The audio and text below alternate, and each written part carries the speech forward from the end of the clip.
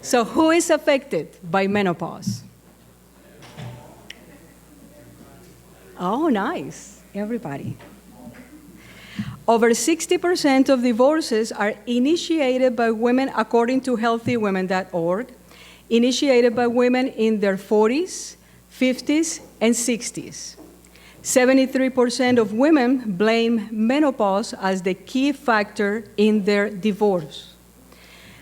Now, this is alarming because we don't hear any teachings about menopause in our schools. And if we're honest to ourselves, we don't even hear that much in our own homes. And yet we see these statistics. So what is menopause? A natural physiological transition that marks the end of a woman's reproductive years.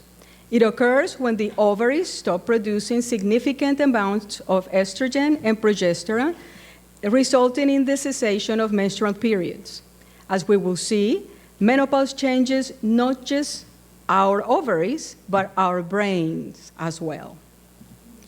Recent studies found that women who were in menopause or perimenopause, which is the period before menopause, have much lower levels of glucose metabolism in important areas of the brain compared to women who hadn't yet reached menopause.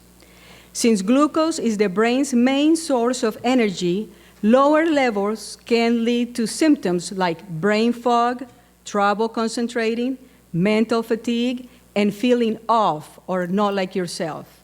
So in the brain scans here, we can see the premenopausal controls. We see the red there that shows the glucose in the brain. And then we see the postmenopausal, which is the period after menopause, and we see much less of those red spots showing in areas of the brain that will help us with concentrating and all things that we just read. I have to mention that not every woman experiences the same brain changes as shown in this image, but many do. Brain imaging studies show that menopause marked by decline in estrogen can lead to changes in brain structure, connectivity, and energy metabolism, particularly in regions involved in higher order cognitive process. So in here we see the estrogen receptors are marked by the color like yellowish, whitish. Before menopause, we don't see much of those receptors because they have a lot of purple, which is the estrogen shown in here. So a lot of estrogen, then the estrogen receptors don't have to go and reach out for more estrogen because estrogen has got plenty of it, as we see here in the image to the left. But after menopause, we see more of the estrogen receptors trying to reach out to estrogen because we have clearly less estrogen during this time. Again, not every woman experiences the same brain changes as shown in the image. Now, we have 3 phases, per se, of this time, which is the first one is perimenopause, which are the 8 to 10 years before menopause. And this is important that we will know and that we will teach our children because during this time, we will need to pay a lot of attention. What are we eating? How are we exercising? And what are we doing so that when the time of menopause comes, we will be better, our bodies and our minds will be better prepared for it. So what are some of the symptoms? The symptoms can be, now there are a million of them, but these are some of the ones that you hear of less. Symptoms can be fatigue, dry and itchy skin, palpitations, panic attacks, constipation, rage. And I mention rage because, and I thank God that this period comes to us when we are grown women and hopefully we know ourselves a little bit more. So if somebody crosses me in my car now and I am in full rage, I can recognize, hey, this is not who I am.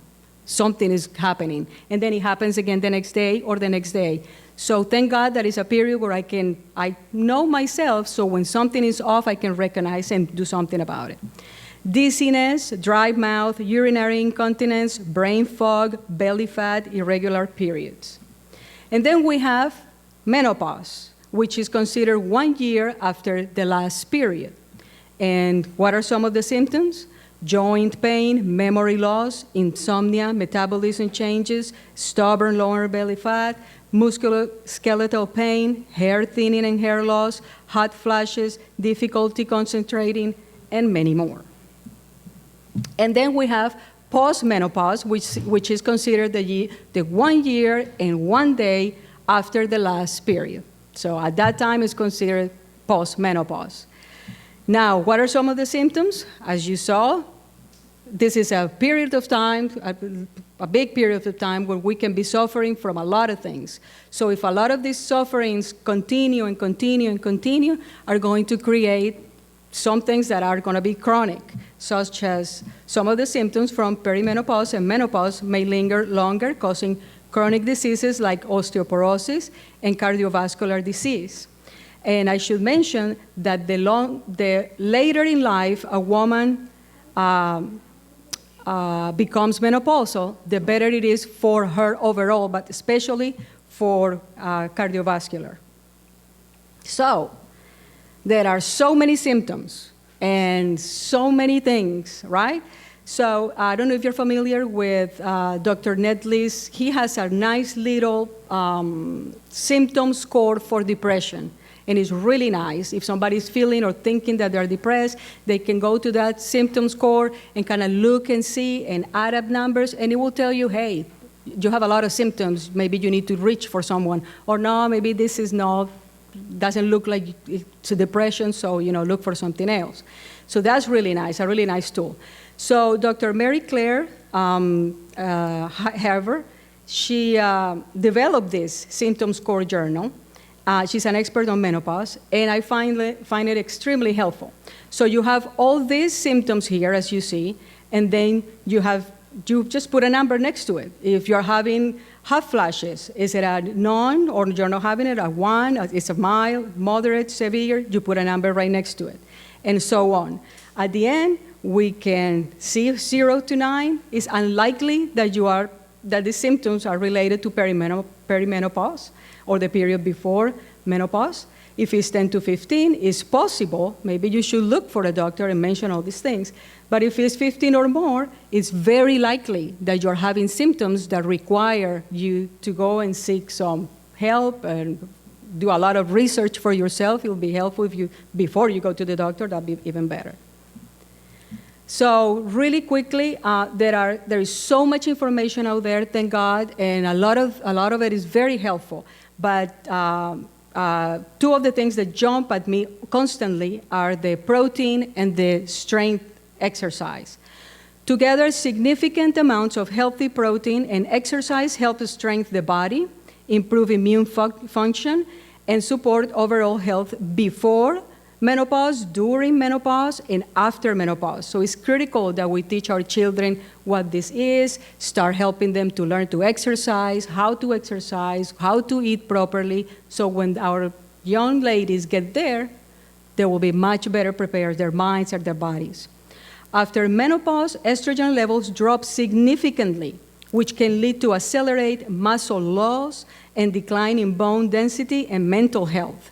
Getting enough healthy protein along with regular resistance training becomes especially important to help maintain and rebuild muscle mass, energy, and clear thinking. Okay, so is this a period when we need to panic, we need to be afraid of, no. If we're honest, every one of us sitting here, from the smallest child to the oldest one, we're all going through some type of physiological and neurological change right now, whether we know it or not. So what we do about it, it's what's going to take the fears and the anxiety about the future.